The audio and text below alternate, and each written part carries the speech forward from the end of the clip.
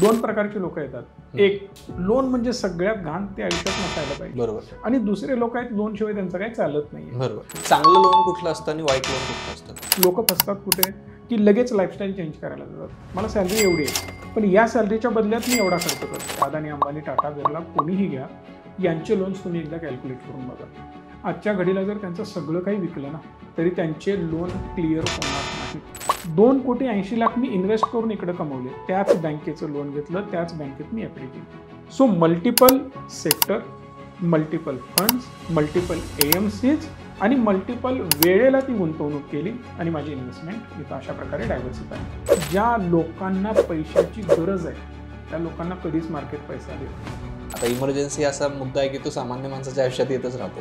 कारण कधी कुठली इमर्जन्सी येईल सांगता येत नाही. एखादं मेजर ऑपरेशन झालं ना, तुम्ही आयुष्यभर कमवून जे काही छोट्या मोठ्या FDs करून ठेवले सगळं वाचलं. पैसा हे शस्त्र आहे. तुम्ही चांगल्या कारणासाठी वापरणार की वाईट कामासाठी वापरणार हे तुमच्या हातामध्ये असतं. जे कर्जाच्या जाळ्यात अडकतच चालले आणि त्यांना मार्ग सापडत नाही, मग त्यांनी त्यातून बाहेर कसं पडावं? प्रत्येकाच्या दारामध्ये एक BMW, मर्सिडीज असायला पेमेंट असतो, त्यांच्याकडे काही शिल्लक सेव्हिंगच उरत नाही. मग ते इन्व्हेस्ट कधी करायचं? आपण लोन घेऊन श्रीमंत होऊ शकतो, करोडपती होऊ शकतो. तर याची डिटेल प्रोसेस मला आता समजून घ्यायची. आपल्या सगळ्यांना योगेश पाटीलचा नमस्कार. आपल्या सगळ्यांचं स्वागत आहे 10 पट मोठी स्वप्न पाहणाऱ्या नव्या महाराष्ट्राच्या सगळ्यात इन्स्पिरेशनल पॉडकास्टमध्ये, ज्याचं नाव आहे श्रीमंत स्टुडिओ प्रस्तुत श्रीमंत व्हा विथ योगेश पाटील. मित्रांनो, आजचा एपिसोड हा खूप जास्त खास आहे.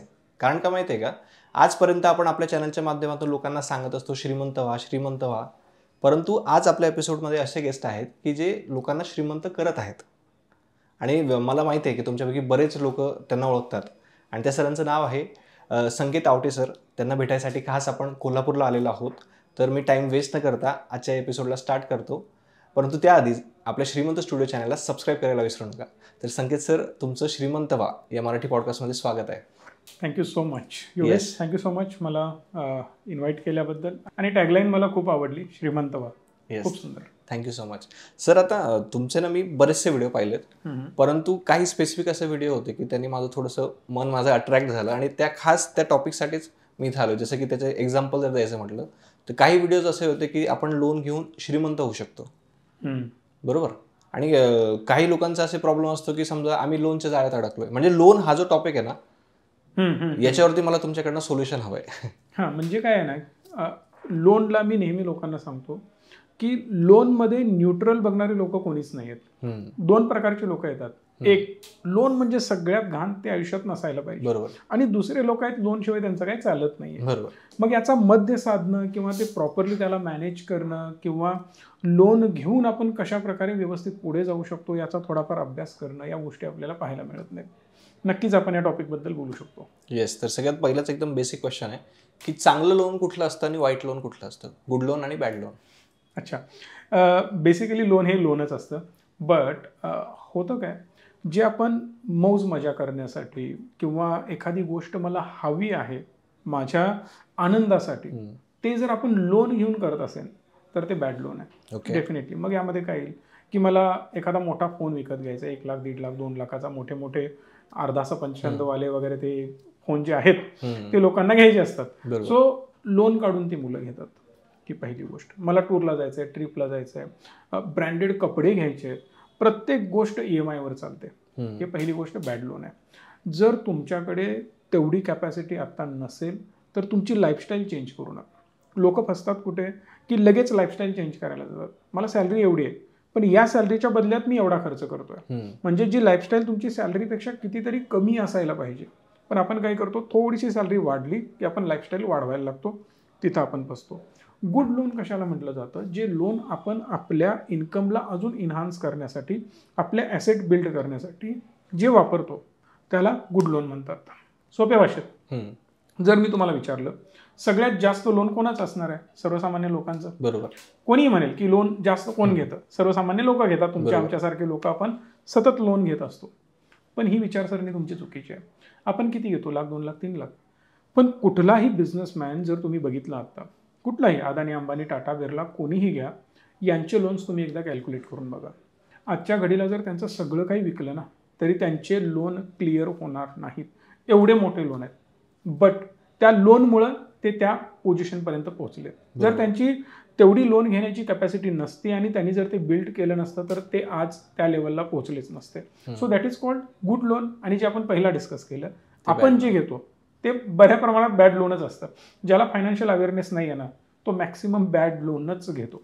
ओके, तर यातून मला एकच कळालं की जे सामान्य लोक स्वतःच्या आयुष्य आरामासाठी वस्तूंसाठी जे घेतात ते बॅड लोन, आणि जे श्रीमंत लोक आहेत की जे स्वतःचे बिझनेस ग्रोथसाठी घेतात ते चांगलं लोन. परफेक्ट. ओके, आता मेन मुद्द्याकडे येऊयात की तुमचा जो व्हिडिओ आहे की आपण लोन घेऊन श्रीमंत होऊ शकतो, करोडपती होऊ शकतो, तर याची डिटेल प्रोसेस मला आता समजून घ्यायची. बघा, लोन घेऊन बर्बाद पण होऊ शकतो, लोन घेऊन आबाद पण होऊ शकतो. दोन ऑप्शन आहेत, काय निवडायचे तुम्ही ठरवायचं आहे, राईट. सो पहिल्या ऑप्शनबद्दल बोलूयात की जरी तुम्ही अडकला असाल तरी मी तुम्हाला बाहेर काढण्याचा मार्ग डेफिनेटली या व्हिडिओच्या एंडपर्यंत सांगणार आहे. पण योगेश, मी तुम्हाला एक प्रश्न विचारणार की समजा आपण लोन घेतलाय, हे लोन आहे 10%, राईट. 10%च मी लोन घेतलं एका बँकेतून आणि त्याच बँकेमध्ये मी FD केली. इंटरेस्ट रेट किती आहे? 10%च. काय होऊ शकतं? सेम आपण एक उदाहरण घेऊया, 50 लाखाचं लोन मी घेतलं, तेच 50 लाखाचं लोन मी FD करून दाखवली त्याच बँकेमध्ये आणि त्याच इंटरेस्ट रेटने. काय होईल असं वाटतं? काही फिक्स म्हणजे नॉर्मली जर बघितलं तर असं वाटेल की आपण फसतोय, कारण ते निगेटिव्ह मध्ये जाईल. निगेटिव्ह, कारण 10%नीच लोन घ्यायचं आणि 10%नीच परत ते इन्व्हेस्ट करायचं, म्हणजे मूर्खपणे. त्यामध्ये काही एक्स्ट्रा चार्जेस पण असतात, हिडन चार्जेस असतात. करेक्ट आहे. सो एक कॅल्क्युलेशन मी समोर आता माझ्या लॅपटॉपमध्ये पण आहे, तुम्हाला मी दाखवू इच्छितो की लोन अमाऊंट समजा 50 लाख रुपये, मी 20 वर्षासाठी लोन घेतलं, त्याचा EMI किती होणार 9%नी? तर 44,986 रुपये. आपण राऊंड फिगर 45,000 रुपये पकडूयात. जर समजा एखाद्या व्यक्तीकडे 45,000 रुपये आहेत, आता प्रत्येकाने हे म्हणायला नको बरं का, माझ्याकडे 45,000 कुठून येतील, मला तर 10,000 पगार आहे वगैरे वगैरे, या सुद्धा कमेंट येणार. मी एक एक्झाम्पल दाखवतो, म्हणजे एका स्पेसिफिक कॅटेगरी बद्दल आता आपण बोलतोय. करेक्ट आहे. मग मी 45,000 त्याच्याकडे असायला पाहिजे, त्यानं 50 लाखच लोन घ्यायला पाहिजे, लोन घेऊन सगळं काही करा असं मला बिलकुल म्हणायचं नाहीये. सांगण्याचा मुद्दा एवढाच आहे, मी एक उदाहरण तुम्हाला देतोय. मग तुम्ही ते 50 लाखासाठी अप्लाय करा, 40 लाखासाठी करा, किंवा 4 लाखासाठी किंवा 40,000साठी, जो तुमचा इन्कम असेल त्याप्रमाणे तुम्ही त्याला अप्लाय करा.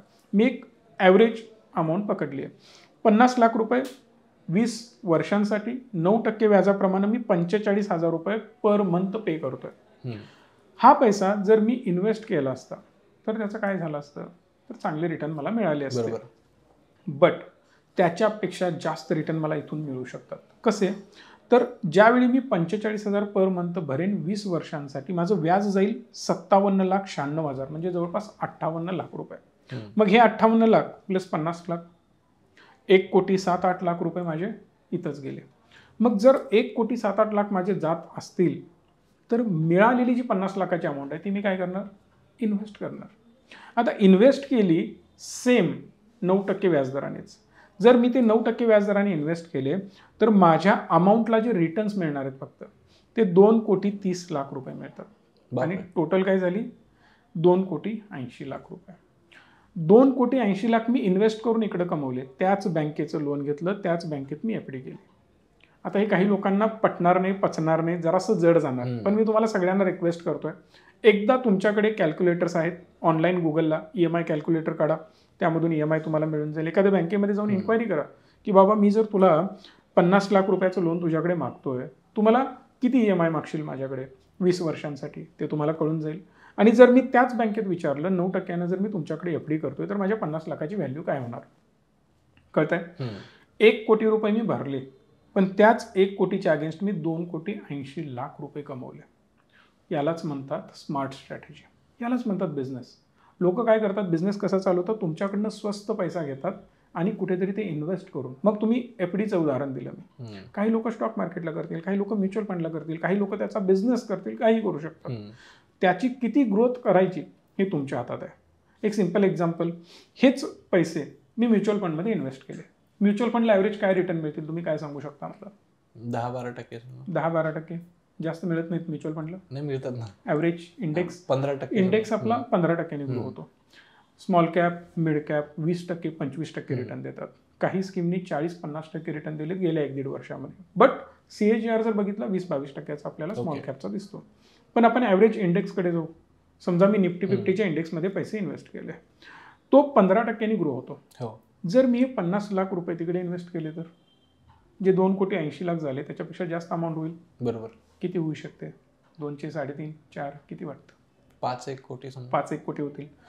ॲक्च्युली आकडा जर बघितला तर तो आहे 8,18,00,000 रुपयांचा. बापरे. Same amount. जर मी FD केली 9% अमाऊंट झाली 2,80,00,000. मग 15% केल्यानंतर डबल व्हायला पाहिजे ना, 3 दुनी 6 होईल. तेच ना. पण ती झाली 8,18,00,000 रुपये. सोप्या भाषेत सांगतो याचं कॅल्क्युलेशन कसं करायचं. जर मला एका वर्षाला 15% रिटर्न CAGR मिळत असतील, 5 वर्षात पैसे डबल होतात. हो. 50 लाखाचे 5 वर्षात होणार 1 कोटी रुपये. 10व्या वर्षी होणार 2 कोटी रुपये. 15व्या वर्षी होणार 4 कोटी रुपये आणि 20व्या वर्षी 4 चे 8 कोटी रुपये होतात. एवढी जबरदस्त ग्रोथ त्यामध्ये मिळते. आता अगेन पहिला प्रश्न डोक्यात हाच असेल ना, की सेम अमाऊंटला ज्यावेळी मी इन्व्हेस्ट केले तर इकडे मला चांगले रिटर्न का मिळाले? आजही मी जर तुमच्या ऑडियन्सला विचारलं कमेंट बॉक्समध्ये, ते सगळे लोक सांगतील. माझा तुम्हाला पण प्रश्न आहे, व्हिडिओ इथेच पॉज करा आणि कमेंट बॉक्समध्ये सांगा ही ग्रोथ का मिळाली त्यामध्ये, सेम रिटर्न मिळून सुद्धा. जसं तुम्ही पण म्हटलं होतात की डिफरन्स काही येणार नाही, उलट आपण लॉसमध्ये जायला पाहिजे. पण मी तर तुम्हाला 1.5 कोटी 1.25 कोटीचा प्रॉफिट दाखवतोय. कसा आला? Power of compounding. Power of compounding म्हणण्यापेक्षा पॉवर ऑफ कंपाऊंडिंगची जादू तर यामध्ये आहेच. कारण जेव्हा आम्ही कॅमेऱ्यासमोर येतो ते हेच बोलत असतो, त्यामुळे लोक आम्हाला बघितलं तरी म्हणतात कंपाऊंडिंग आले, असंही म्हणू शकता तुम्ही. बट यामध्ये होतं असं की ॲट ए टाइम आपण 50 लाख रुपये घेतले आणि आजपासून माझे 50 लाख परफॉर्म करतायत. मी देताना किती देतोय? 45,000 रुपये देतोय. लक्षात घ्या, हे 45,000 जे मी देतोय ते कर्जातनं माझी मुद्दल आणि माझं व्याज दोन्ही कमी करत चाललेत. इकडे काय होतं, माझी मुद्दल तेवढीच आहे पण त्यावर व्याज वाढतंय. 1 वर्षात काय झालं, 50 चे 55 झाले समजा, त्या 55 वर परत मला 10-15% मिळतात. पण कर्जामध्ये काय होतंय, 45 होणार, 40 होणार, 30 होणार, 20 होणार, असं माझं कर्ज कमी होत चाललंय. आणि इकडे काय होतंय, कंपाऊंडिंग होत चालले माझी अमाऊंट. हा डिफरन्स आहे. म्हणजे कळालं मला आता की एका साईडला आपण जे लोन भरतोय ते आपण स्टेप बाय स्टेप भरणार आहे. करेक्ट. 45,000 40,000 जे काय असेल समजा, ते इथं आपण एकखट्टी अमाऊंट घेतली ती पूर्ण इन्व्हेस्ट केली, मग त्याच्यामुळे त्याला एकट्टी भरलेली अमाऊंट वाढत चालली. तेच तो वेगळा पार्ट. पण लोनचं काय होतंय, लोनची अमाऊंट कमी होत चालली. तेच. आज तुम्ही जर बँकेत गेला 2 वर्षानंतर तर बँकवाला म्हणेल तुमचं लोन आता 40 लाख रुपये राहिले, 45 राहिले किंवा 30 लाख रुपये राहिले. का तर तुम्ही 45,000चा EMI भरताय. इकडे काय होत आहे, वाढत जातात. त्यामुळे हा आकडा मोठा दिसतो. त्यामुळे जर मी चांगलं लोन घेतलं, याला म्हणतात गुड लोन, की मी घेतले आणि इन्व्हेस्ट केली. पण तेच जर 50 लाख रुपये मी लोन घेतला आणि खर्च करून टाकले, एकतर पैसेच्या पैसे खर्च झाले आणि दुसरी गोष्ट इन्व्हेस्टमेंट काहीच नाही. हा प्रॉब्लेम होऊ शकतो. ओके. आता पण मग इथं काही प्रश्न येतात. समजा एक गोष्ट तर तुम्ही सांगितली, समजा की जर आपल्याला भीती वाटत असेल की समजा मी पैसे काढले ते खर्च होऊन गेले तर काय, तर आपण FD मध्ये ठेवू शकतो की पैसा सिक्युअर राहील समजा. पण मग दुसरा मुद्दा येतो की मग जर मला म्युच्युअल फंडमध्ये इन्व्हेस्ट करायचं असलं तर मी कोणत्या गोष्टींची काळजी घेतली पाहिजे समजा? आता यामध्ये 2-3 पार्ट येतात बरं का, किंवा आपण 4-5 भागांमध्ये डिवाइड करू शकतो. जर मी FD मध्ये करतोय तर मला याची गॅरंटी आहे की 2,80,00,000 माझे होणार आहेत. बरोबर आहे. इकडे माझे 1 कोटी मी भरणार आहे, 1,07,00,000 वगैरे, त्याचे 2,80,00,000 गॅरंटीड होणारच आहेत. बरं, बँक बंद पडली, मला काही फरक पडत नाही. तुमच्याच बँकेतनं लोन घेतलं, तुमच्याच बँकेत FD गेले, जावा दोघे पण निघून जा, होऊ शकतं. बरोबर आहे. पण समजा मी म्युच्युअल फंडमध्ये इन्व्हेस्ट केली आणि मार्केट पडलं, हे होऊ शकतं. मग यालाच म्हणतात फायनान्शियल प्लॅनिंग. आता आम्ही जे रिचमी उभा केलं ना, ते त्याच धर्तीवर उभा केलं. कुठलाही बिझनेस जेव्हा उभा होतो किंवा कुठलाही जेव्हा बिझनेस आपण करत असतो त्यावेळी एक तुम्हाला प्रॉब्लेम घेऊन पुढे जायचं असतं की जो प्रॉब्लेम आम्ही सॉल्व्ह करतोय. रिचमी एवढं मोठं होण्यामागचं रिझन काय आहे, तर लोकांना आम्ही फायनान्शियल अवेअरनेस दिला की तुम्ही गोल ठरवा, त्याच्यावर काम करा आणि तिथंपर्यंत पोहोचवण्यासाठी आम्ही तुमचा हात धरून तुमच्याबरोबर येतोय. हे सिंपल लॉजिक आहे. सो इथं जर तुम्ही बघितलं ना तर 50 लाख रुपये मी टाकले आणि मार्केट 30% पडलं, काय होणार आहे, 15 लाख रुपये लॉस दिसणार आहे. तुम्ही तर 50 लाखाच्या 8 कोटीची भाषा कराल तर माझे झाले किती, 50 लाखाचे 35 लाख. बरोबर. कुठे गेले संकेत आवटे म्हणणार लोक, तुमचं ऐकून आम्ही असं केलं. मग याला म्हणतात आपण चुकीचा डिसिजन घेतणं. म्हणजे काय, प्लॅन नसताना तुम्ही काहीतरी ॲक्शन घेतली, ज्या गोष्टीची माहिती नसताना तुम्ही काहीतरी काम केलं. मग यामध्ये मी काय करू शकतो, माझ्याकडे आहेत 50 लाख रुपये, मी त्यातले 30 लाख रुपये बाजूला काढले. ओके. आणि 10 लाख रुपये दोन बाजूला काढले. त्यातले 10 लाख रुपये मी डेट फंडात पार्क करून ठेवले. मग त्याला FD सारखंच व्याज मिळेल. म्हणजे जे कर्ज तुम्ही घेतलंय त्याला जेवढा व्याज आहे तेवढंच मला त्या डेट फंडातूनही व्याज मिळणार. ही पहिली गोष्ट. दुसरे 10 लाख मी काय केले, गोल्डमध्ये पार्क केले. ओके. गोल्डमध्ये 50 तोला दागिना घ्यायची काही गरज नाही आहे. सिंपल तुम्ही काय करणार, तर त्या 50 लाखाचं डिजिटली गोल्ड बाय करणार. मग तुम्ही म्युच्युअल फंड असतात गोल्डचे बाय करू शकता, किंवा गव्हर्नमेंटचे काही बॉन्ड्स मिळतात तुम्हाला, जसं RBIचे बॉन्ड्स मिळतात तुम्हाला, सोवरन गोल्ड बॉन्ड म्हटलं जातं, ते बाय करू शकता. किंवा फिजिकल गोल्ड घेऊन ठेवायचं असेल तर ठेवू शकता, पण त्यावर GST वगैरे लागतो म्हणून मी ते कधी रिकमेंड करत नाही. फक्त दागिने वगैरे बिलकुल घेऊ नका. अदरवाईज होतं काय, त्यावर मेकिंग चार्जेस वगैरे लागतात आणि तुम्ही अजून फसत जाता. ते व्हायला नको पाहिजे. मग जर समजा मी लोन घेतलं 10 लाखाचं, 10 लाखाचे मी काय केले, डेट फंडमध्ये पार्क केले. 30 लाख रुपये बॅलन्स आहेत. हे 30 लाख पण आपल्याला डेट फंडात पार्क करायचे. आता तुम्ही म्हणाल मग मी मिळवणार काय, व्याज तर मला FD सारखंच मिळणार नाही. हे 30 लाख जे वेगळ्या डेट फंडात आपण पार्क केलेत किंवा लिक्विड फंडमध्ये आपण पार्क केलेत, त्याची STP लावायची. ओके. STP म्हणजे सिस्टमॅटिक ट्रान्सफर प्लॅन. जसं लोकांना SIP माहिती आहे, पण STP बऱ्याच लोकांना माहिती नाही. SWPचा अवेअरनेस भरपूर वाढला, सिस्टमॅटिक विथड्रॉ प्लॅन, पण STP बद्दल लोकांना माहिती नाही. हा का करतो आपण, मार्केट अप अँड डाऊन होईल अशी माझ्या मनामध्ये भीती आहे. मग या केसमध्ये मी रोज त्यामधली अमाऊंट इकडे शिफ्ट करत राहणार. ओके. आता सपोज मला वाटतं या महिन्यामध्ये काहीतरी गडबड होऊ शकते, मार्केट अप अँड डाऊन होईल, मग नंतर इन्व्हेस्ट करायला पाहिजे, काही गरज नाही आहे. 1 महिन्याचा स्पॅम तुम्हाला वाटतो ना, तर माझ्याकडे 30 लाख रुपये आहेत. रोज 1 लाख रुपये मला इक्विटीमध्ये इन्व्हेस्ट करायचे, म्हणजेच इक्विटी म्युच्युअल फंडमध्ये. रोज 1 लाखाची STP लावून दिली, रोज माझे 1 लाख रुपये त्यामध्ये ॲड होत आहेत. यामुळे काय होणार, मार्केट जसं अपडाऊन होईल प्रत्येक लेवलला माझा पैसा ॲव्हरेज होतो. परिणामी मार्केट पडण्याची मला भीती नाही आहे. चला देवदयेनं जर मार्केट पडलं, मग नेहमी मी मार्केट पडण्याला देवदया का म्हणतो, कारण त्याला वाटतं तुम्हाला माल स्वस्त मिळावा, त्याची इच्छा आहे की ही जी वस्तू 100 रुपयाची आहे, माझ्या भक्ताला मला ती 80 रुपयाला द्यायची आहे, आणि म्हणून तो मार्केटला पाडतो. सिंपल लॉजिक आहे. आणि ते तुमचं नशीब चांगलं आहे. तो म्हणतो की भक्ता तुला मी ही गोष्ट स्वस्त देतोय, तुम्ही कुठल्याही देवाला म्हणा, कुठल्याही जाती धर्माचे असा, पण काहीतरी आहे वर, तो तुमच्यासाठी ते घडवून आणतोय. सिंपल लॉजिक, की जेव्हा जेव्हा मार्केट डाऊन येईल ते ॲव्हरेज करत जाईल त्याला. परिणामी तुम्हाला माल स्वस्त मिळत जातो. आणि एका लेवलला आल्यानंतर जेव्हा तुम्हाला वाटतं की मार्केट पडलंय, मग डेट फंडमध्ये काहीतरी शिल्लक असणार आहे. समजा 10 लाख रुपये 15 लाख शिल्लक आहेत, डायरेक्ट ट्रान्सफर करा, बॉटमला ॲव्हरेज करून सोडून द्या. मग थोडंसं आणि मार्केट खाली जाईल, जाऊ दे, परत फिरून वर येणारच आहे.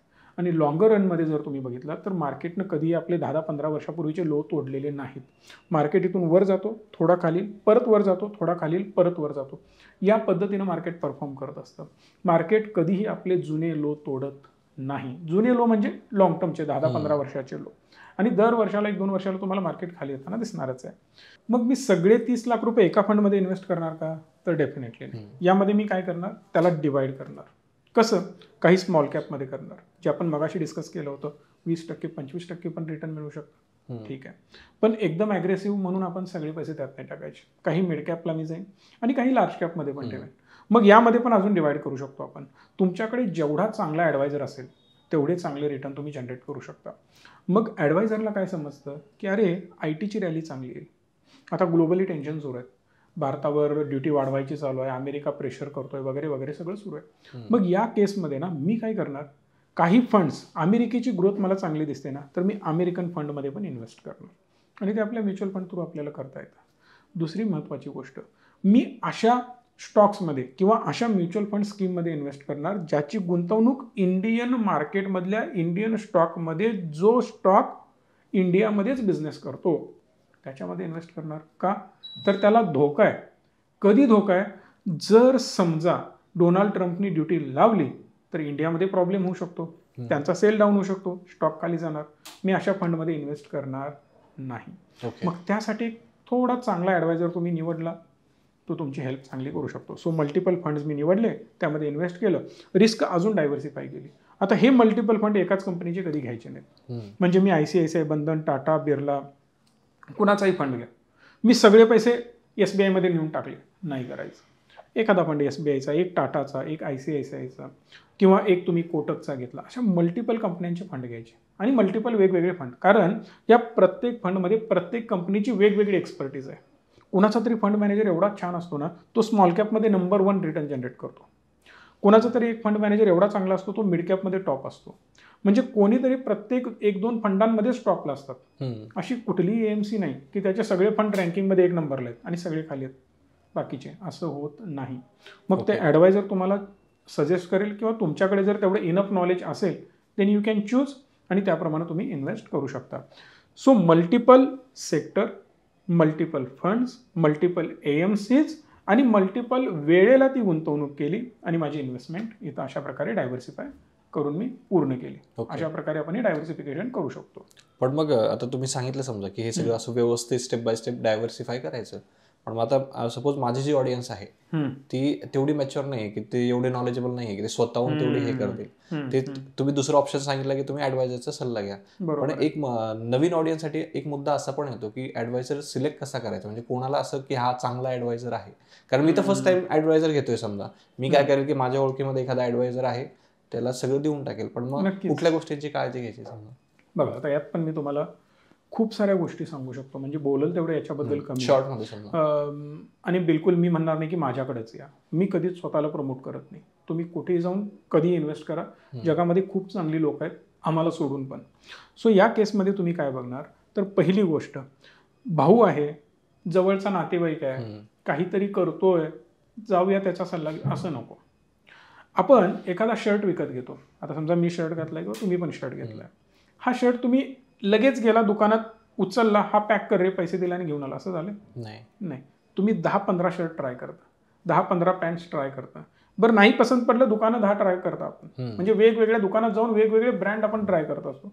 मग जर 500-1000 रुपयांचा शर्ट घेताना तुम्ही एवढं बघताय, 50 लाख इन्व्हेस्ट आपण डोळे झाकून कोणीतरी ऍडवायझर आला म्हणून करेन का? पॉसिबल नाही आहे. मग यासाठी काय करायचं, सपोज संकेत आवटे तुमच्या समोर बसलाय, त्याच्या जाऊन व्हिडिओज बघितल्या, माणूस जेन्युइन आहे का, तो पैसे त्याच्या अकाउंटवर पाठव, मी काहीतरी करतो असली काही उद्योग करतोय का, जेन्युइनली इन्व्हेस्टमेंट करून देईल का, मला चांगले रिटर्न बनवून देतो, प्लॅन व्यवस्थित सांगितलंय का, बोलण्यामध्ये काही झोल आहे का. एक काम करूया, 50 लाख रुपये टाका, एक महिन्यामध्ये 20-20% रिटर्न आपण जनरेट करत जाऊ, वर्षभरामध्ये डबल करू, असं बोलणारी पण लोक आहेत. 2 मिनिटात समजून जायचं हा काहीतरी बरोबर फसवाफसवी करतोय. दुसरी महत्वाची गोष्ट, तुम्ही कम्पेअर करा, 2-4 लोकांची ॲडवाईस घ्या. तुम्ही एखाद्या ब्रँडमध्ये जा, समजा एखाद्या मोठ्या AMC मध्ये तुम्ही गेलात किंवा एखाद्या मोठ्या बँकेमध्ये गेलात, मी कोणाचं नाव बिलकुल घेणार नाही, आणि हे टेस्ट करून तुम्ही सगळ्या लोकांनी बघा, तो काय म्हणेल माहिती आहे का, एक काम करा, सगळे पैसे आमच्याकडे इन्व्हेस्ट करा. उदाहरणार्थ ABC बँकेमध्ये तुम्ही गेलात, तो सगळे प्रोडक्ट ABC बँकेमध्ये देईल, कळतंय. पण मी तुम्हाला काय सांगितलं की प्रत्येक स्कीममध्ये ABC बेस्ट नाही, लक्षात घ्या. मग त्यामुळे काय होणार आहे, जो प्रोडक्ट त्यांचा बेस्ट नाही त्यातून तुमची इन्व्हेस्टमेंट होणार आहे. मग परिणामी थोडासा तिथं प्रॉब्लेम होऊ शकतो.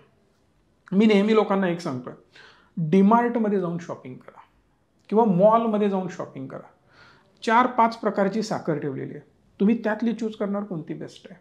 तुम्हाला जर ऑप्शनच दिले नाहीत, एका दुकानात जाताय छोट्याशा, त्यानं जी साखर ज्या पद्धती ज्या प्रकारे पॅक करून ठेवली आहे तशा कंडिशनमध्ये तुम्हाला परचेस करावी लागेल. कंपॅरिझन नावाचा प्रकार नाही. मग प्रोडक्ट कुठलाही घेताना इन्व्हेस्टमेंटचा तुम्हाला तेवढं अवेअरनेस तुमच्याकडे असायला पाहिजे आणि व्यवस्थित लक्ष देऊन तो तुम्ही बाय करायला पाहिजे. म्हणजे काय, मल्टिपल पॅरामीटर आहेत.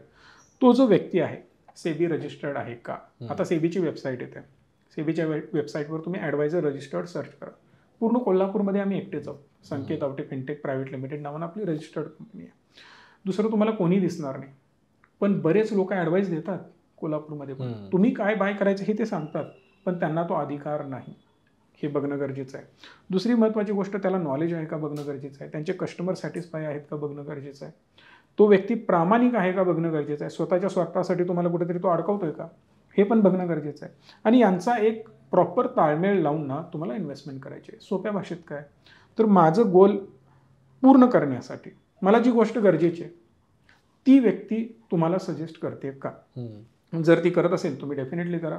आता जसं मी इन्व्हेस्टमेंटचं एक्झाम्पल दिलं, ज्या वेळेला समजा मार्केट डाऊन येईल त्यावेळी मी त्याला परत कॉल करेन माझ्या इन्व्हेस्टरला. समजा ही इन्व्हेस्टमेंट 50 लाख माझ्याकडे, मी त्याला कॉल करेन, त्यांना मी हे सांगेन, गोल्डमध्ये सर मी तुम्हाला इन्व्हेस्टमेंट करायला सांगितली, का सांगितली माहिती आहे का, जेव्हा मार्केट खाली जातं ना तेव्हा गोल्ड वर जातं.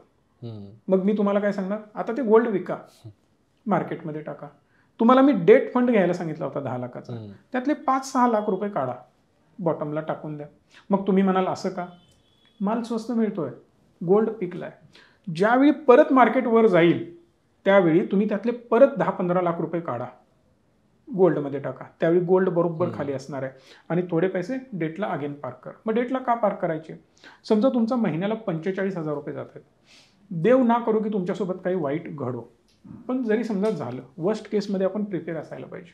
जर मला अचानक नोकरी गेली, अचानक आजारपण आलं, 2-4 महिने मी घरी पडून आहे, पैसा नाही आहे, काय करणार? बरोबर. मग डेट फंडातले पैसे आपण वापरू शकतो. मग तुम्ही म्हणाल मार्केटचे पण वापरू शकतो, नक्कीच वापरू शकतो, पण त्यावेळी जर मार्केट डाऊन असेल तर काय करणार? ती रिस्क आपण थोडीशी डायव्हर्सिफाय करतोय. म्हणून अशा प्रकारे ती इन्व्हेस्टमेंट करायची असते आणि एक चांगला ॲडवायझर निवडायचा असतो. येस, कारण ते सगळ्यात जास्त महत्त्वाचं आहे. नक्कीच. येस, आता इमर्जन्सीचा जो कॉन्सेप्ट तुम्ही सांगितला, आता ते काही सांगून येत नाही, समजा मेडिकल जाऊ दे पण कुठलीही आली, बरोबर, त्याला थोडंसं आणखी डिटेलमध्ये सांगा ना, की जर समजा अचानक आली तर मग कसं त्याला हे करायचं? मी मेजरली तुम्हाला सांगतो बघा, मी सिम्पल, म्हणजे बऱ्याच लोकांना हे रूढ वाटतं, पण तसं नाही आहे. ज्या लोकांना पैशाची गरज आहे त्या लोकांना कधीच मार्केट पैसा देत नाही, आणि ज्या लोकांना मोठी स्वप्न पूर्ण करायची आहेत पण त्या रिलेटेड ते ॲक्शन घेत नाहीत, त्यांची ती स्वप्न कधीच पूर्ण होत नाहीत. निगेटिव्ह बोलून कधीच आपली स्वप्न पूर्ण होत नाहीत. ओके, आता मध्येच तुम्ही इमर्जन्सीबद्दल सांगितलंय. आता इमर्जन्सी असा मुद्दा आहे की तो सामान्य माणसाच्या आयुष्यात येतच राहतो, कारण कधी कुठली इमर्जन्सी येईल सांगता येत नाही. मग अशा टायमाला थोडंसं डिटेलमध्ये सांग ना, की कशा पद्धतीने आपण हे सगळं मॅनेज करू शकतो? इमर्जन्सीमध्ये स्वतःला आपण मॅनेज करू शकतो. बघा, एक सिम्पल लॉजिक मी तुम्हाला सांगतो. ज्या लोकांना खरंच पैशाची गरज आहे ना, त्यांच्याकडं मार्केट सहजासहजी त्यांना पैसा देत नाही. म्हणजे काय, तुम्ही शांत असायला पाहिजे. बरेच ट्रेडर असे आहेत, मी त्यांना पण सल्ला देतो की मला ट्रेड करून माझं घर चालवायचं आहे. तुमचं घर कधीच चालणार नाही. तुम्हाला स्वतःला पहिला स्टेबल शांत बनवायला पाहिजे. स्टेबल शांत कसं बनवू शकतो? तर प्रॉपर फायनान्शियल प्लॅनिंगनं. मग परत फायनान्शियल प्लॅनिंग काय असतो हा प्रकार? बघा, 2 गोष्टी न सांगता येतात तुमच्या आयुष्यामध्ये. एक आजारपण आणि दुसरा मृत्यू. या 2 गोष्टी कधीच सांगून येत नाहीत. मग या 2 गोष्टींसाठी प्लॅन करणं गरजेचं आहे. मग तो काय असतो?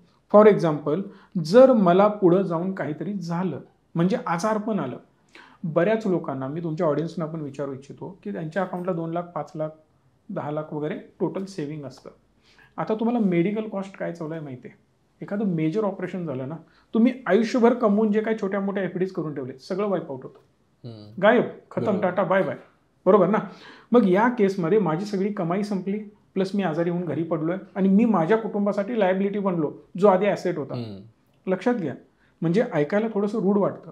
माझी अपेक्षा हीच आहे की तुमच्यापैकी प्रत्येकाचं आयुष्य 100 वर्ष असावं आणि ठणठणीत असावं, पण त्याची प्रोव्हिजनिंग करून ठेवणं गरजेचं आहे.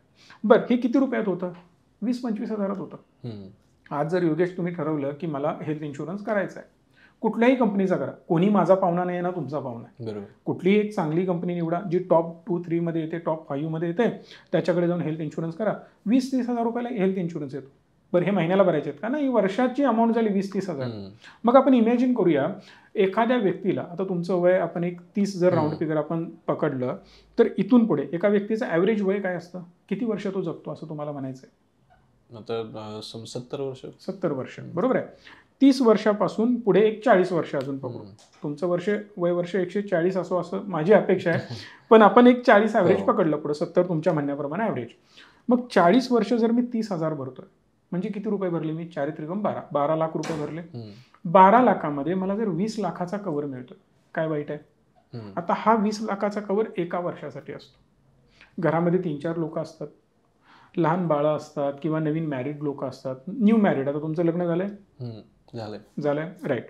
सो या केसमध्ये ज्या व्यक्तीचं लग्न झालंय त्याला मुलं होणार आहेत.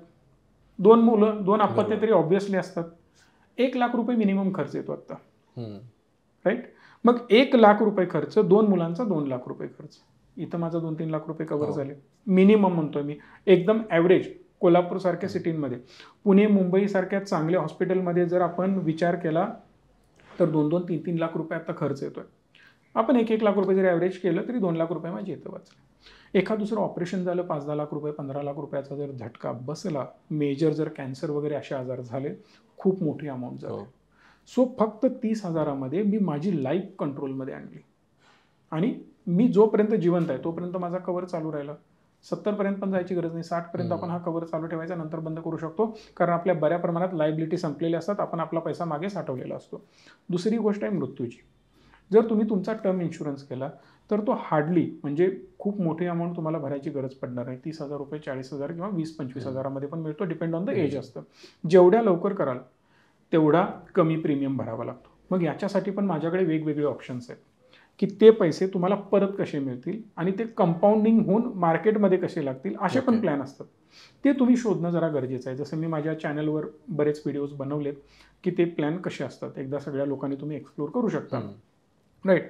मग मी काय केलं, मी प्लॅन केला आहे माझा मुलगा डॉक्टर बनेल, इंजिनियर बनेल, वकील बनेल, माझी मुलगी एकदम मोठी बिझनेसमॅन बनेल, तिचं मी थाटामाटात लग्न करेन, माझ्या मुलाचं मी लग्न करेन, माझ्या फॅमिलीसाठी मी एवढ्या सगळ्या गोष्टी करेन, मी सगळं काही ठरवलं आहे. पण जर मीच नसेन तर ते होणार आहे का? नाही होणार आहे. या केसमध्ये माझा एक टर्म इन्शुरन्स पाहिजे.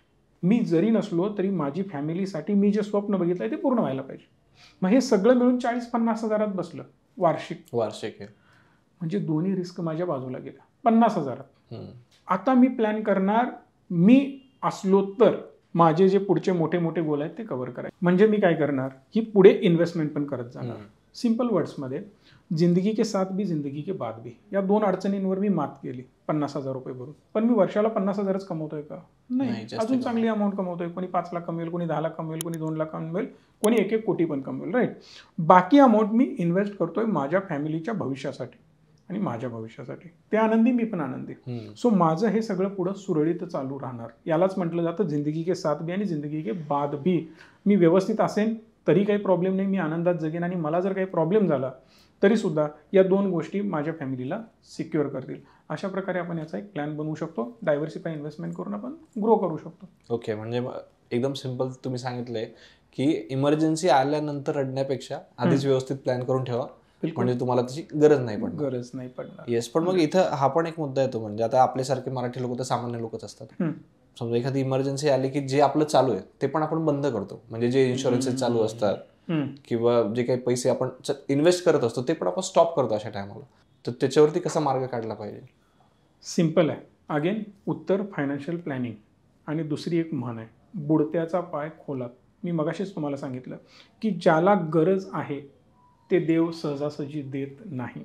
म्हणजे काय, तुम्ही ऑलरेडी अडचणीत आहात आणि मी तुम्हाला एक स्टडी केला आहे, हवं तर त्याचे रिपोर्ट जर प्रोव्हाइड करता आले तर मी तुम्हाला करेन, की त्या रिसर्चने हे सांगितलं आहे की आत्ता मेजरली जगामध्ये जे लोकांना स्ट्रेस येतात ते फायनान्शियल येतात.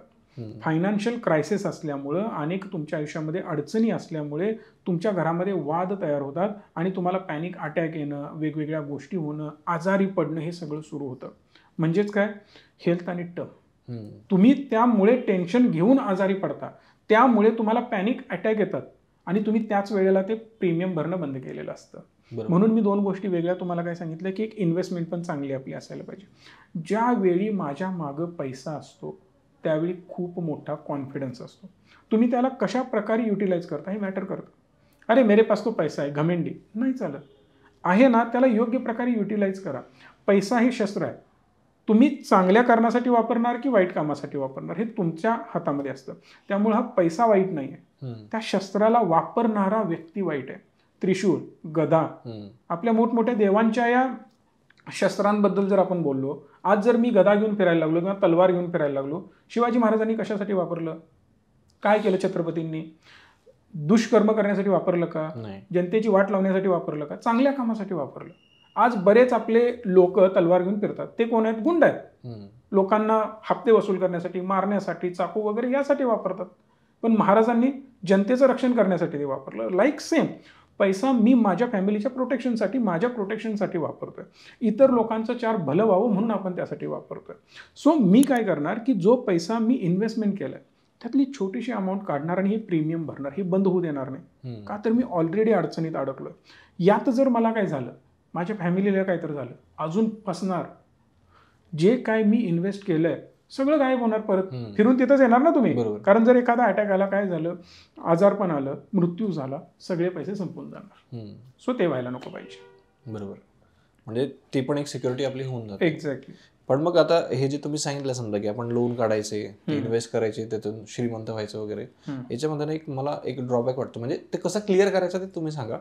की आपण सगळं ठरवतो, कागदावर एकदम व्यवस्थित प्लॅन आपल्याला दिसतो, आपल्याला आकडे पण छान दिसतात, पण ज्यावेळेस आपण ऍक्च्युअलमध्ये ते वर्कआउट करतो, आपल्याला आपल्या इमोशन्सवरती कंट्रोल नाही राहत. कारण ऑब्व्हियसली जर मी 50 लाखाचं लोन काढतोय, ते 50 लाख मी इन्व्हेस्ट नाही करणार प्रॅक्टिकल लाईफमध्ये. तर हे याच्यातून कसं वाचलं पाहिजे, म्हणजे हा प्लॅन शेवटपर्यंत कसा व्यवस्थित हे केला पाहिजे, एक्झिक्यूट केला पाहिजे? याचं उत्तर पण फायनान्शियल प्लॅनिंगमध्येच आहे. प्रत्येक प्रश्नाचं एकच उत्तर आहे. पण एक याच्यावर पुढची म्हण मी सांगतो, जे प्रत्येक गोष्टीला मी तुम्हाला म्हणीत उत्तर देतोय, की आपल्या लोकांना लॉस पचतो तो आपण होल्ड करू शकतो, त्रास होल्ड करू शकतो, पण आनंद जास्त वेळ होल्ड करू शकत नाही. तसंच प्रॉफिट पण जास्त वेळ होल्ड करू शकत नाही. आपण म्हणतो ना, आपलं लहान बाळ वगैरे जास्त हसत असेल तर लई हसू नको, रडशील बघ नंतर, म्हणतो ना, त्याचं कारण ते आहे. सिंपल लॉजिक आहे की आपल्याला 4 पैसे दिसले की आपण काढायला जातो. हा प्रॉब्लेम आहे. आपल्याला काही वाईट सवयी असतात, कोणाला व्यसन असेल, कोणाला XYZ काहीतरी चुकीच्या सवयी असतील, काही लोकांना नखं खायची सवय असते, वेगवेगळी सवय असते. मुलांना लहान अंगठा चोखायची सवय असते. आपण काय करतो, त्याच्या अंगठ्याला चटणी वगैरे लावतो मुद्दाम, काहीतरी कडुलिंबाचा पाला लावतो, कारल्याचा रस लावतो, ते कडू लागतं म्हणून तोंडात हात घालत नाही. म्हणजे काय, त्याला प्रिव्हेंट करण्यासाठी ॲक्शन घेतो, ज्याला टेक्निकल भाषेमध्ये करेक्टिव्ह प्रिव्हेंटिव्ह ॲक्शन्स घेणं म्हणतात किंवा कापा म्हणतात त्याला. सो सिंपल भाषेमध्ये आपण काय करायचं, की आपले जे पैसे आहेत ना, समजा मला हे पैसे प्लॅनिंग मी केलाय 10 वर्ष लागणार नाहीत, लॉक इन असणाऱ्या प्रोडक्टमध्ये अडकून टाकायचे. ओके, काही झालं तरी ते निघत नाही, 5 वर्ष निघत नाहीत. म्हणजे काय, प्रोटेक्शन तिथंच झालं. जे आपण हेल्थ करतो, टर्म करतो, अशा ज्या गोष्टी असतात त्यांचे शॉर्ट टर्मसाठी प्रीमियम ठेवायचे, पटपट भरून रिकामं व्हायचं. म्हणजे पुढं मला टेन्शन नाही. 60व्या वर्षी मी हेल्थ इन्शुरन्सचा प्रीमियम भरत बसलो किंवा टर्मचा भरत बसलो, काय लॉजिक आहे का? नाही. मी आत्ता यंग आहे, या वयातच मी पटपट ते प्रीमियम भरले, मी रिकामा झालो. म्हणजे पुढं मला टेन्शन नको, ती गोष्ट सेफ होऊन गेली. एक्झॅक्टली. सो तुम्हाला त्याला मेकॅनिकली कंट्रोल करावं लागेल. जो तुमचा ॲडवायझर तुम्हाला प्रॉपर तो प्लॅन बनवून देऊ शकतो, आणि ते सल्ल्यानं करणं कधीही गरजेचं आहे. लक्षात घ्या, मी 10 वेळेला हीच गोष्ट सांगतोय, की जर तुम्ही आजारी असाल, डॉक्टरकडेच जाता ना, की म्हणता लास्ट टाइम पण मला ताप आला होता, सेम चिठ्ठी काढतो आणि ती औषधं घेऊन येतो. नाही करत आपण, डॉक्टरकडे जातो. का? तिथं एक्सपर्टीजची गरज आहे. कोर्टाचा मॅटर असेल, वकिलाकडेच जातो, की आपण सनी देओलसारखं उभा राहतो, तारीख पे तारीख म्हणत नाही राहत. का? तर तिथं एक्सपर्टीजची गरज आहे. तसं फायनान्शियल प्लॅनिंगमध्ये पण एक्सपर्टीजची गरज आहे. नो डाऊट तुमच्याकडे अजून चांगलं नॉलेज असेल तर तुम्ही आणि तुमचा फायनान्शियल ॲडवायझर समोर बसून एक बेस्ट प्लॅन बनवा. ओके, 4 गोष्टी कदाचित तुम्हालाही चांगल्या माहिती असतील, 4 गोष्टी तुमच्या ॲडवायझरला माहिती असतील, त्याचं कॉम्बिनेशन बनवून द बेस्ट प्लॅन बनवायचा प्रयत्न करा. आणि किती वेळ लागतो? तासभर लागतो. आयुष्यातला तासभर काढायचं आहे, जेणेकरून आपलं पूर्ण पुढचं आयुष्य 100 वर्ष पिढ्याने पिढ्या आपल्या सुखी राहणार आहे. एवढं सिम्पल प्लॅन असतो. ओके, आता हे तर समजा एक पार्ट आपला पूर्ण कव्हर झालेला आहे, स्टार्ट टू एंड. आता आपण दुसऱ्या बाजूकडे येऊया, की समजा जे सामान्य लोक आहेत, जे कर्जाच्या जाळ्यात अडकतच चालले आणि त्यांना मार्गच सापडत नाही, मग त्यांनी त्यातून बाहेर कसं पडावं? हां, म्हणजे 2 गोष्टी असतील, की शस्त्र तुम्ही आता चुकीच्या गोष्टीसाठी वापरला. लक्षात घ्या, तलवार आहे आणि मी कांदा कापतोय, त्याने लॉजिक नाही आहे ना. म्हणजे काय, तुम्ही पैसा वापरला कशासाठी? एन्जॉयमेंटसाठी. तुम्ही कर्जाच्या जाळ्यात एकतर अडकून बसलाय. आता त्याला 2 मार्ग आहेत. पहिला मार्ग, मॅक्सिमम इंटरेस्ट रेट घेणारं जे काही तुमचं लोन आहे ते पहिला क्लिअर करा. मग तुम्ही म्हणाल माझ्याकडे पैसे नाहीत, त्यासाठी काय करू शकता, लोएस्ट इंटरेस्ट रेटनी जे तुम्ही कर्ज घेतलंय त्याच्यामध्ये टॉपअप घ्या, ते वाढवा आणि तो पैसा आणून हेवी इंटरेस्ट रेटवाल्या प्रोडक्टमध्ये भरून टाका. म्हणजे ते कर्ज तुमचं कमी झालं, म्हणजेच हप्ता तुमचा बऱ्या प्रमाणात कमी झाला, व्याज जास्त जाणार नाही. आता त्याला हळूहळू क्लिअर करण्याचा प्रयत्न करा. पण त्यासाठी गरजेचं आहे थोडासा इन्कम सोर्स पण वाढवणं. जसं मी तुम्हाला सांगितलं, बुडत्याचा पाय खोलात, इन्व्हेस्टमेंट नाही आहे, आजारपण आलं, मृत्यू आला, ते सगळं कर्ज तुम्ही तुमच्या फॅमिलीच्या डोक्यावर मारून बाजूला झालात. सिम्पल आहे. तुम्ही जबाबदारी झटकली. तुमची मुलं, माझी फॅमिली, जे कोणी असेल ते काय म्हणणार, आमच्या बापाने माझी वाट लावली. बरेच लोक म्हणतात माझ्या बापानं माझ्यासाठी काय केले. हा एक ट्रेंड आहे नवीन, आता जेनझी मुलांच्या तोंडातून हे ऐकायला मिळतं, की तो मर्सिडीजनं येतो, BMW मधून हा येतो वगैरे वगैरे, त्याची ही बाईक आहे, माझ्या बापानं माझ्यासाठी काय केलं. ॲक्च्युली चुकीचं आहे. पण याला मुद्दाम आपण खतपाणी नाही घातलं पाहिजे, की आपण सगळं काही फॅमिलीसाठीच करत असतो. चांगली गाडी, चांगली बंगला, जे काही आपण खर्च करतो फॅमिलीसाठी करतो, चांगल्या इंटेन्शननी करतो, पण त्याचा आउटकम निगेटिव्ह येतो. का? तर आपण जी गोष्ट ॲक्च्युली 5 वर्षानंतर घ्यायची, 2 वर्षांनी घ्यायची, 10 वर्षांनी घ्यायची, ती आत्ता लगेच घ्यायला जातो. बिकॉज इझी मनी अवेलेबल झाला आहे, क्विक लोन तुम्हाला मिळतं. एक बटन दाबलं, थोडेसे फॉर्म भरले, 10 मिनिटात लोन अवेलेबल असतं. तिथं तुम्ही फसता. ते करू नका. प्लॅन करा, कुठली गोष्ट मला कधी घ्यायची आहे आणि त्याप्रमाणे तुम्ही घेत जा. तुम्ही कधीच फसणार नाही. माझं बिलकुल हे मत नाही की तुम्ही एक्सपेन्सिव्ह वस्तू घ्यायला नको पाहिजे, जास्त खर्च करायला नको पाहिजे. 100%. प्रत्येकाच्या दारामध्ये एक BMW मर्सिडीज असायला पाहिजे. हां, ज्याची मोठी स्वप्न आहेत त्याच्यासाठी, ज्याची नाही त्याला काही प्रॉब्लेम नाही, तो निवांत त्याची लाईफ जगू दे, ते काही चुकीचं नाही आहे. फक्त काय, ज्याला हेवी इंटरेस्ट रेट आहे ते क्लिअर करा. त्यानंतर कमी इंटरेस्ट रेटवाले जे प्रोडक्ट आहेत ते चालू ठेवा, पण एक्स्ट्रा पैसा आल्यानंतर त्यात भरू नका. का तर तो पैसा स्वस्त मला मिळाला आहे. आता काय करायचं, एक्स्ट्रा आलेले पैसे आपण इन्व्हेस्टमेंट करायची, ती बाजू वाढवत जायची. आता हे पारडं ऑलरेडी तुमचं जड आहे, राईट, आणि हे पारडं एकदम खाली आहे, ते हळूहळू हळू वर नेण्याचा प्रयत्न करा. आणि मग एक दिवस असा येईल हे पारडं खाली जाईल आणि हे पारडं वर जाईल. हे करणं गरजेचं आहे. अदरवाईज तुम्ही फक्त लोन आयुष्यभर क्लिअर करत बसला ना, तुम्ही फायनान्शियली स्ट्रॉंग कधीच होणार नाही. आयुष्यात एक चूक तुमच्या पूर्ण फॅमिलीला अडचणीत आणू शकते. का आणू शकते? कारण तुम्ही लोनचं प्लॅन केलेलं नाही. तुम्ही आयुष्यभर हप्तेच भरत बसला, एक आजार पण 2-4 महिने तुम्ही हॉस्पिटलमध्येच अडकून बसलात, एक तर तो खर्च कुठनं घालणार? बरं, जॉबला गेला नाहीत, EMI कुठनं भरणार? अडकलात, डिफॉल्ट झालात, सिव्हिलची वाट लागली, भविष्यात तुमची सगळीच वाट लागली. एक बिघडली की सगळंच बिघडतं. एक्झॅक्टली. तुम्ही लोनला एक्स्ट्रा पैसे भरून क्लिअर करून सुद्धा, भले तुम्ही 2 वर्षात लोन 80% क्लिअर केलं जे 20 वर्षात करायचं होतं, पण ते 20% जे उरलंय ना, ते जरी वेळेत भरलं नाही तरी बँक तुमच्यावर ॲक्शन घेणार. तुम्ही 2 वर्षात जास्त पैसे भरलेत, चांगलं काम केलंय, वा वा वा, तुमचा सत्कार होणार नाहीये. किंवा ते म्हणणार नाही 2 वर्ष सुंदर काम केलंय, गडबड नको, निवांत राहा, भरू नको, काय प्रॉब्लेम नाही. तुमच्या घरी येणार, गाडी ओढून नेणार. हे होणार आहे. त्यामुळं परत एकदा ती चूक नाही करायची. प्लॅन करा, इन्व्हेस्टमेंट करा, त्याला ग्रो करत जा. मग कदाचित महिन्याला 2-4 हजार शिल्लक राहतात. छोटी अमाऊंट आहे, काही प्रॉब्लेम नाही आहे. त्यातले 1-2 हजारची SIP चालू करा. हळूहळू त्याला ग्रो करत जा. एकदम रात्रीतनं रोपट्याचं झाड होत नाही, त्याला वेळ हा लागणारच आहे. आणि जिथं जिथं एका रात्रीत पैसा वाढतो तो स्कॅमच आहे, दुसरं काही नाही. सिम्पल लॉजिक आहे. सो त्याला हळूहळू ग्रो करत जायचं. अधूनमधून 4 पैसे अजून आले त्यातच ॲड करायचं, त्याला अजून मोठं करायचं. एवढंच लॉजिक आहे. आणि तुम्ही त्या बॅड लोन्समधून बाहेर पडू शकता आणि परत एकदा फायनान्शियली स्ट्रॉंग होऊ शकता. ओके. आता याच्याशी रिलेटेड मी तुमचा एक स्मार्ट SIPचा कन्सेप्ट पण ऐकला होता, तर तो आमच्या ऑडियन्सला थोडंसं डिटेलमध्ये समजून सांगा ना. सिम्पल आहे. स्मार्ट SIP म्हणजे काय, हे रिच मी पहिल्यांदा घेऊन आले. हे आधी कोणी कन्सेप्ट सांगितले नव्हते. बऱ्याच कन्सेप्ट तुम्ही पहिल्यांदा ऐकत असाल. सो यामध्ये आम्ही काय करतो की तुमचा एक इन्कम आहे. समजा तुम्ही 50,000 रुपये कमवताय, त्यातले 30,000 रुपये माझे खर्च होतात, 20,000 बाकी राहतात. मग त्यामध्ये हेल्थ आणि टर्म या 2 गोष्टी मी प्रोटेक्ट केल्या, मग 15,000 रुपये माझ्याकडे शिल्लक राहिले. हे 15,000 आपण इन्व्हेस्ट करतो का ॲट अ टाइम? तर नाही करत. आपण काय करतो, 5,000 करूया, 10,000 शिल्लक राहू दे. कोणीही व्यक्ती इन्कम मायनस एक्सपेन्स करून उरलेला सगळा पैसा कधी इन्व्हेस्ट करत नाही, तो बाजूला ठेवतोच. मग ते जे पैसे आहेत ते साठत जातात. दुसरी गोष्ट, कंपनीतून बोनस मिळाला, काहीतरी गिफ्ट मिळालं, XYZ लोकांची शेती असते, त्या शेतीतून 4 पैसे येतात. एखाद्याने घर बांधलेलं असतं एक्स्ट्रा, ते भाड्याने दिलेलं असतं, त्याचं भाडं येत असतं, म्हणजे अकाउंटला बॅलन्स वाढतो. बॅलन्स वाढला की त्याला पाय फुटतात, ऑटोमॅटिकली ते कुठेतरी जातात. सो बेटर वे काय आहे, ते उचला आणि इकडे फंड्समध्ये ॲड करा. फंड्समध्ये जर तुम्ही ते ॲड केले तर हा फंड्स तुमचा ग्रो व्हायला लागतो आणि ही पण अमाऊंट तुमची वाढायला लागते. परिणामी तुमचा जो फंड आहे तो मोठा व्हायला लागतो. That is called smart SIP. आणि यातच काय होतं की मार्केट डाऊन जातं कधी कधी आणि बरोबर तुमच्याकडे 40-50 हजार अकाउंटला एक्स्ट्रा असतात, ते उचला आणि बॉटमला टाका. तो फायदा आपल्याला होतो. आणि याला रॉकेट सायन्स लावत बसायचं नाही. जेव्हा जेव्हा मार्केट 4-5% खाली दिसेल, जे काय आपल्याकडे माल पडलाय उचलायचं आणि टाकून द्यायचं. सिम्पल लॉजिक आहे. ओके. आता आपण 2 मेजर ज्या कॅटेगरी आहेत की समजा लोन काढून श्रीमंत होणारी एक कॅटेगरी, त्यांच्याबद्दल आपलं बोलणं झालंय. त्याच्यानंतर आपण दुसऱ्या लोकांबद्दल बोललो, समजा की जे अडकलेले आहेत त्यांना कसं बाहेर काढायचं. तरी पण एक मधले 3ऱ्या कॅटेगरीचे लोक उरतात की त्यांना कसं असतं, म्हणजे सामान्य माणसं आपण म्हणू शकतो की 30-40-50 हजार पेमेंट असतो, त्यांच्याकडे काही शिल्लक सेव्हिंगच उरत नाही, मग ते इन्व्हेस्ट कधी करायचे? अशा लोकांसाठी पण काही सोल्युशन आहे का तुमच्याकडे?